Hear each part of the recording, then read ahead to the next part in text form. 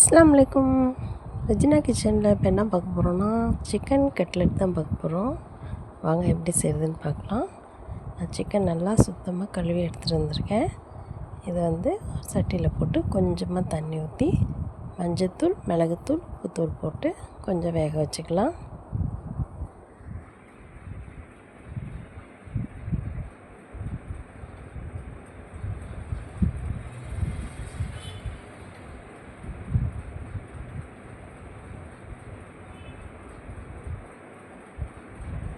தண்ணி வந்து கம்மியாக வச்சுக்கோங்க, ரொம்ப தண்ணி வைக்காதீங்க.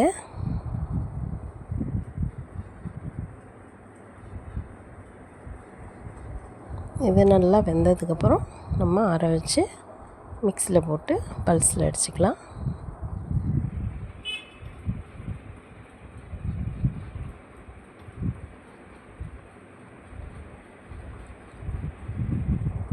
இந்த மாதிரி அடித்து வச்சுக்கலாம், ரொம்ப நைஸாக ஆக்கிடாதீங்க.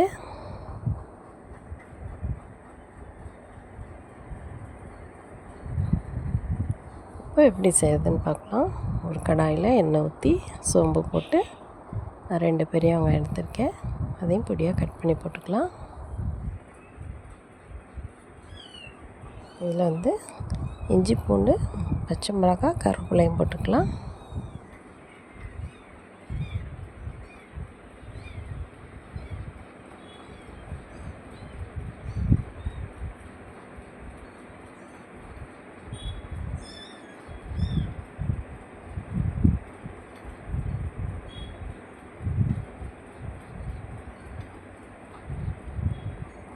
நான் வந்து 2 உருளைக்கிழங்கு வேக வச்சு எடுத்து வச்சுருக்கேன்.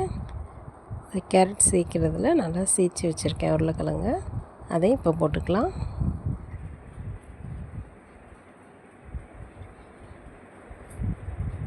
அது போடுறதுக்கு முன்னாடி நம்ம மசாலா ஆட் பண்ணிக்கலாம். இது வந்து சிக்கன் மசாலா, மிளகாத்தூள், மஞ்சத்தூள், கொஞ்சம் மிளகுத்தூள் போட்டுக்கலாம்.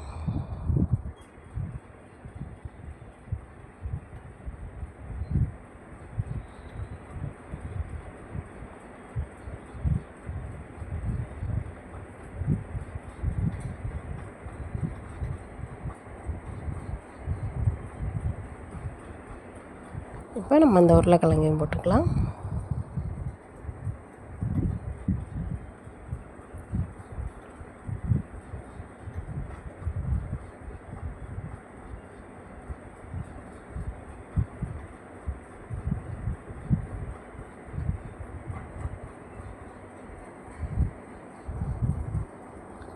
நல்லா பெரட்டிட்டு நம்ம கொஞ்சம் உப்பு போட்டுக்கலாம். இந்த கலவைக்கு மட்டும் உப்பு போட்டுக்கலாம், நம்ம சிக்கனில் உப்பு போட்டிருக்கோம்.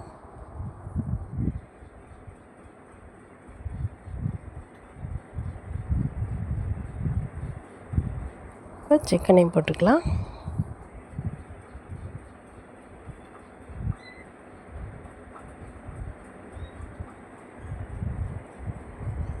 இதையும் நல்லா பெரட்டி விட்டுட்டு நம்ம கொத்தமல்லி தழையும் போட்டுக்கலாம்.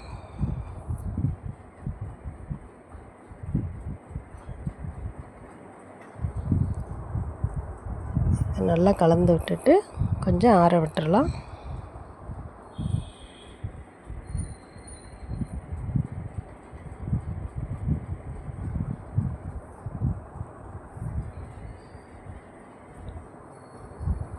நல்லா ஆறுனதுக்கப்புறம் நம்ம இந்த பால் மாதிரி உருட்டாருதான்னு பார்த்துக்கலாம்.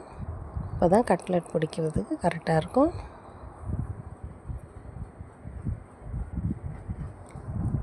இப்போ வந்து இதுக்கு முட்டை 2 முட்டை எடுத்திருக்கேன். நல்லா மிளகுத்தூள், உப்புத்தூள் போட்டு அடித்து வச்சுக்கலாம்.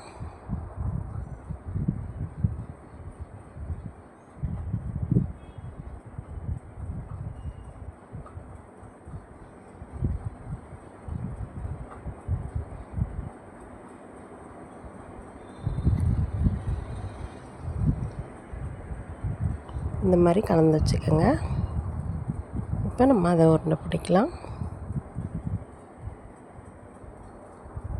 இது வந்து நம்மளுக்கு எப்படி ஷேப் வேணுமோ அப்படி நம்ம இது பண்ணிக்கலாம். நான் உள்ள சீஸ் வச்சுருக்கேன்.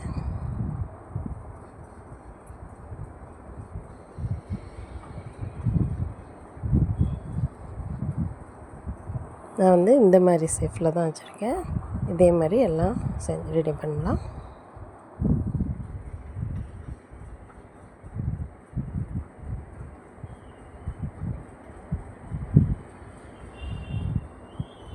இதெல்லாம் வச்சுட்டு நான் காமிக்கிறேன்.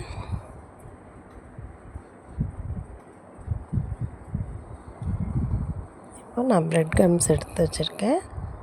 இப்போ அதில் கலந்து வச்சுட்டு இந்த முட்டையில் டிப் பண்ணிவிட்டு இந்த ப்ரெட் கம்ஸ்லேயும் பரட்டி எடுக்கலாம்.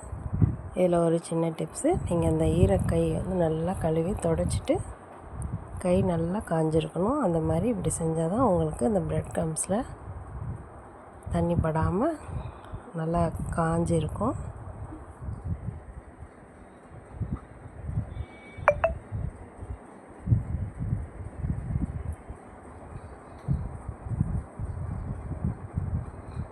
நான் எல்லாம் முடிச்சுட்டு காமிக்கிறேன். நல்லா ரெடி ஆகிடுச்சு. இது வந்து ஒரு 10 நிமிஷம் நம்ம ஃப்ரிட்ஜில் வச்சுக்கலாம்.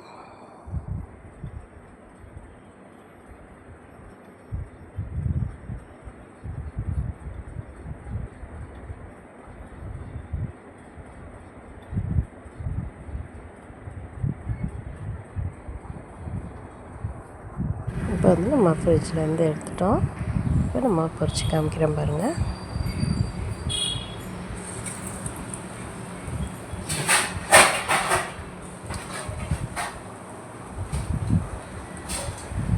அடுப்பு கொஞ்சம் கம்மியாக இருக்கட்டும், ரொம்ப எண்ணெய் காய வேண்டாம், கொஞ்சமாக காஞ்சா போதும். இல்லாட்டி போட்டதோடனே கருகிடும். லைட்டாக இந்த மாதிரி கட்டி விடுங்க. எல்லாம் வேக வச்ச பொருள் தான், அதனால் நம்ம இது கொஞ்சம் சிறந்தோடனே நம்ம எடுத்துக்கலாம். நல்லா சூப்பராக ரெடி ஆகிடுச்சு பாருங்கள். டேஸ்ட்டும் அதே மாதிரி நல்லா சூப்பராக அல்டிமேட்டாக இருந்துச்சு.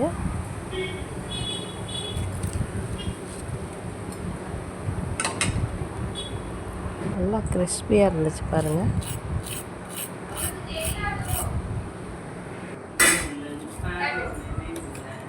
உள்ள சீஸ் வச்சதுனால இப்போ நான் வந்து பிரித்து காமிக்கிறேன் பாருங்கள். அதை எடுத்து பிச்சு காமிங்க. ஆறுனது நீங்கள் அதை விட்ட முடியாது.